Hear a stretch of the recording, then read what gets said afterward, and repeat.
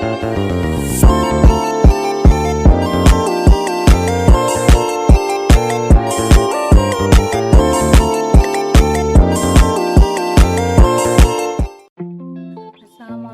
warahmatullahi wabarakatuh. Izin memperkenalkan diri, nama saya Hani Apriani. Saya mahasiswa aktif dari Sekolah Tinggi Ilmu Ekonomi Wibawa Kartarahan. Semester 2 Prodi Akuntansi Sosial. Di sini saya akan menanggapi video definisi pajak dan fungsi pajak guna memenuhi tugas mata kuliah hukum pajak dan perpajakan dengan dosen pengampu Pak Paujan MSM Akad. Pengertian pajak, ketentuan umum dan tata cara perpajakan KUP dalam Undang-Undang Nomor 28 Tahun 2007 menjelaskan bahwa pajak adalah kontribusi wajib kepada negara yang terutang oleh orang pribadi atau badan yang bersifat memaksa berdasarkan undang-undang tanpa mendapatkan imbalan secara langsung dan digunakan untuk keperluan negara untuk sebesar-besarnya demi kemakmuran rakyat. Selanjutnya yaitu fungsi pajak. Pajak memiliki fungsi anggaran budgeter yang berarti bahwa adanya pajak berguna sebagai sumber dana bagi pemerintah untuk membiayai pengeluaran negara. Fungsi pengaturan, reguleran, mendefinisikan pajak sebagai alat untuk mengatur atau melaksanakan pemerintahan dalam bidang sosial ekonomi. Sedangkan fungsi stabilitas berarti bahwa pajak sebagai penerimaan negara yang dapat digunakan untuk menjalankan kebijakan-kebijakan pemerintah. Dalam fungsi redistribusi pendapatan, pajak berguna sebagai penerimaan yang dapat digunakan untuk membiayai pengeluaran umum dan pembangunan nasional. Selanjutnya yaitu syarat pemungutan pajak. 1. Syarat keadilan. Pemungutan pajak harus adil. Yang kedua, syarat empiris, yaitu pemungutan pajak harus berdasarkan perundang-undangan. Yang ketiga, syarat ekonomis. Pemungutan pajak tidak mengganggu perekonomian nasional. Yang keempat, syarat finansial, yaitu pemungutan pajak harus efisien. Yang kelima, syarat sederhana. Sistem pemungutan pajak haruslah sederhana. Yang selanjutnya yaitu teori pendukung pemungutan pajak. Yang pertama, teori asuransi. Pembayaran pajak menurut teori asuransi diibaratkan sebagai pembayaran premi karena mendapat jaminan dari negara. Yang kedua, teori kepentingan. Pembagian pajak kepada negara didasarkan pada kepentingan atau perlindungan masing-masing orang. Oleh karena itu, semakin besar kepentingan seseorang terhadap negara, maka semakin besar pula pajak yang harus dibayarkan. Yang ketiga, teori daya pikul.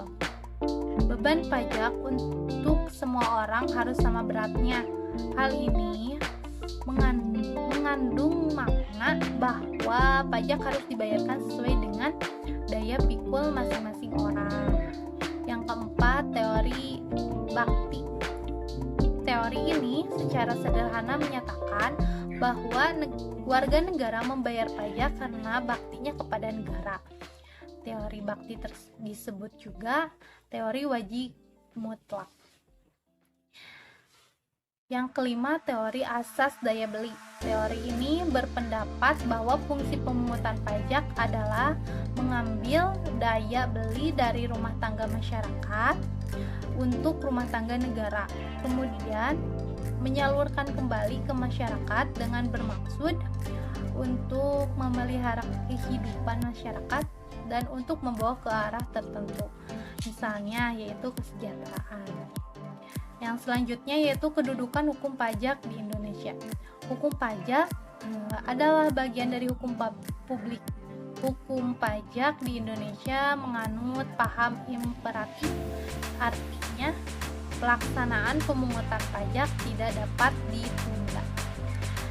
Yang pertama, hukum perdata yang mengatur hubungan antara satu individu dengan individu lainnya. Yang kedua, hukum publik di mana mengatur hubungan antara pemerintah dengan rakyatnya, antara lain terdiri dari hukum tata negara, hukum tata usaha negara, hukum administrasi negara, hukum pajak, dan hukum pidana. Yang ketiga, hukum pajak material.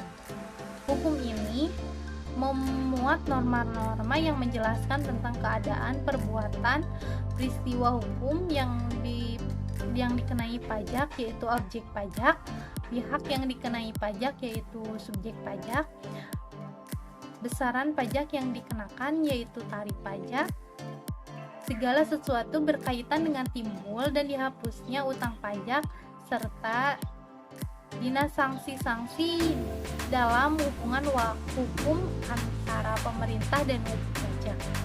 Yang keempat, hukum pajak formil.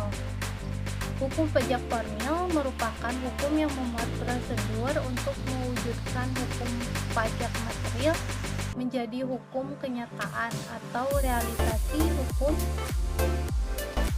Hukum pajak formil memuat tata cara atau prosedur penetapan hukum utang pajak, hak-hak fiskus untuk mengadakan monitoring dan evaluasi.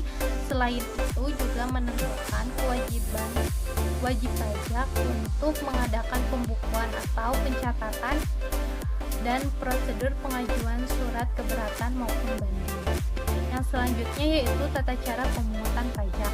Yang pertama, self assessment system merupakan salah satu sistem pemungutan pajak yang berlaku di mana sistem ini membebankan penentuan besaran pajak yang perlu dibayarkan oleh wajib pajak bersangkutan secara mandiri.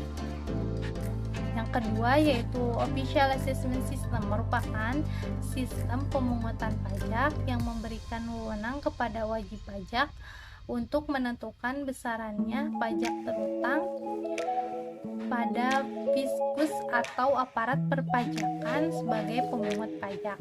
Yang ketiga yaitu withholding system. Ciri dari sistem pajak ini adalah pihak ketiga memiliki wewenang dalam penentuan beberapa besar pajak yang harus dibayarkan. Sekian dari penjelasan saya. Mohon maaf bila ada kata-kata yang kurang jelas.